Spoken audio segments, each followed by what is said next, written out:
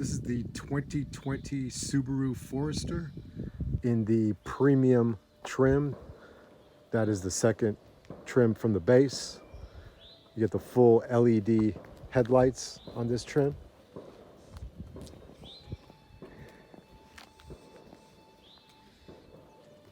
It's a very attractive, compact SUV.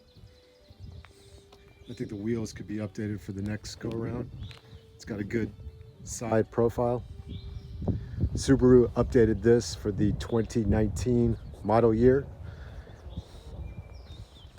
I think the taillight design is different from the previous one. I'm not sure if that's an improvement. The competitors in this segment: Honda CR-V, Toyota RAV4, Mazda CX-5, Nissan Rogue for the Japanese brands. All Subarus are all-wheel drive, so that's default. This is the 2020 Subaru Forester.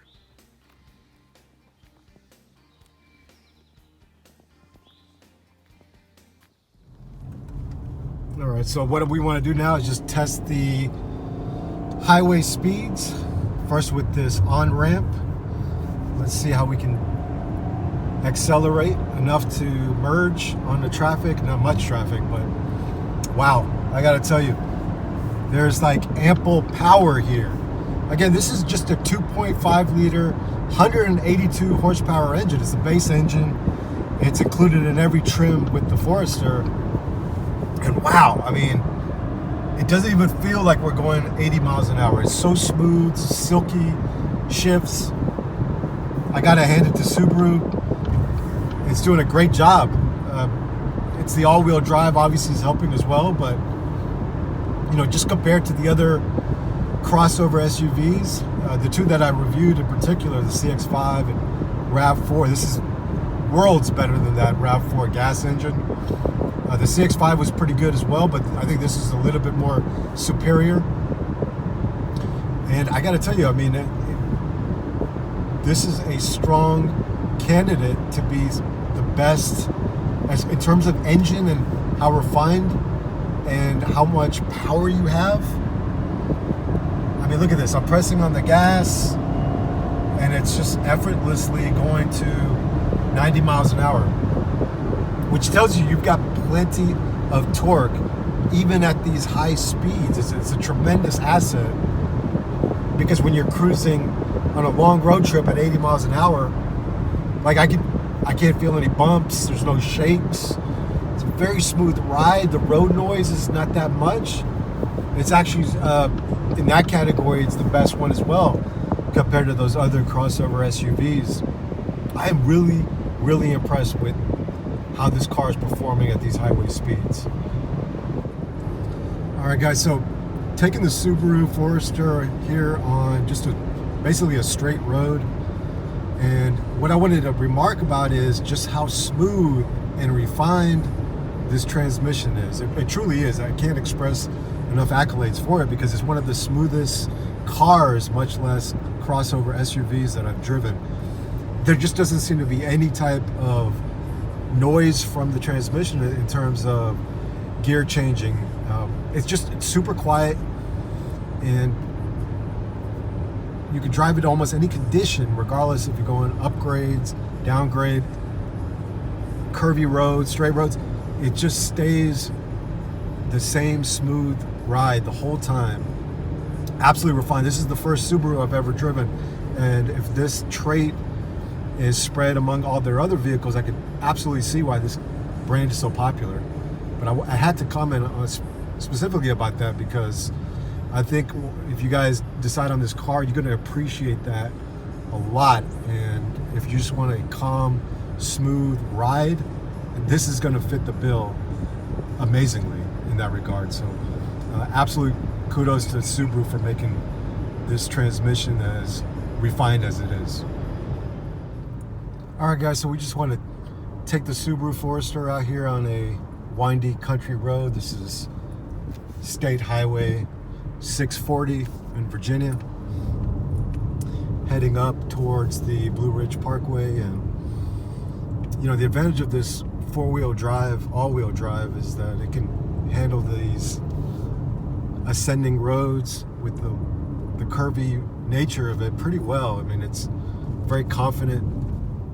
You don't have to apply too much braking.